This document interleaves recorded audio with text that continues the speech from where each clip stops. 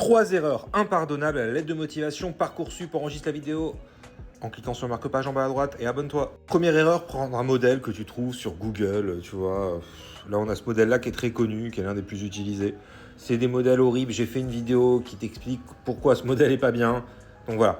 À la place, si vous voulez utiliser un modèle, là, j'ai un vrai modèle, ok, rédigé par un humain. C'est important dans mon coaching Parcoursup sur mon site. Tac. Et l'avantage de ce modèle, c'est qu'il est long. Donc vous pourrez enlever des choses, parce qu'on est limité en termes de caractère. Là, vous pourrez enlever des choses. Et c'est le modèle qui marche le mieux. Il y a un modèle de lettre de motivation, un modèle de projet de formation motivé aussi. Et il y a plein d'autres conseils pour pousser ta candidature. En plus, j'ai mis l'option gift. Donc vous pouvez demander à vos parents de vous l'offrir. Il n'y a pas besoin de s'échanger les mots de passe et tout. Voilà, utiliser un mauvais modèle, c'est la première erreur. La deuxième erreur, c'est vraiment d'utiliser ChatGPT pour rédiger. D'ailleurs, ce qui est drôle, c'est qu'on peut mélanger les deux, puisque là, ce modèle utilise ChatGPT. Donc allez sur Quillbot. Testez. Si vous avez plus de 0% d'IA, c'est que c'est mort. C'est qu'il faut la re-rédiger votre lettre. Si vous voulez, d'ailleurs, je peux rédiger vos lettres. Voilà. Je peux soit les déchatpétiser si vous les avez déjà rédigées, soit les rédiger pour vous.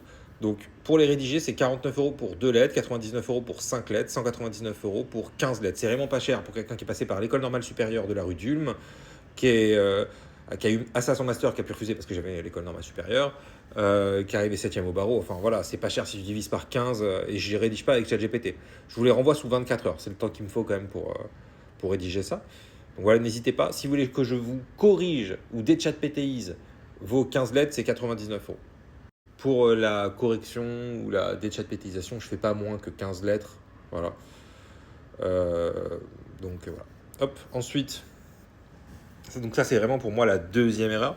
Ensuite, la troisième erreur, c'est de ne pas adapter la lettre à votre parcours et au parcours que vous demandez. Les deux parcours. Ça veut dire quoi? Ça veut dire qu'en fait, vous devez montrer dans les lettres que vous avez fait des choses qui correspondent au parcours que vous demandez. Par exemple, si vous demandez du droit, domaine que je connais bien, montrez que vous avez fait soit des stages en cabinet d'avocat.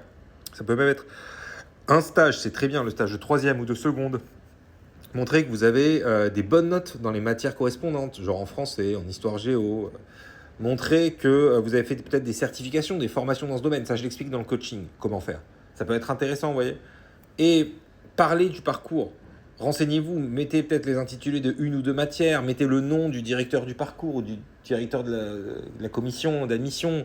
S'il y a un truc particulier dans ce parcours, je sais pas moi, participation à des revues juridiques, par exemple, si on est en droit, des concours d'éloquence ou quoi, précisez-le, vous voyez. Si vous faites des activités extra-académiques liées à ça, voilà, encore une fois, on revient sur les concours d'éloquence, précisez-le. Il faut que ce soit clair. Il faut vraiment que vous parliez de vous et du parcours. Et allez, un petit bonus, le projet professionnel. Quel est votre projet professionnel et en quoi il unit vous et le parcours? En quoi le projet professionnel fait le lien parfait, le match parfait entre vous et le parcours que vous demandez?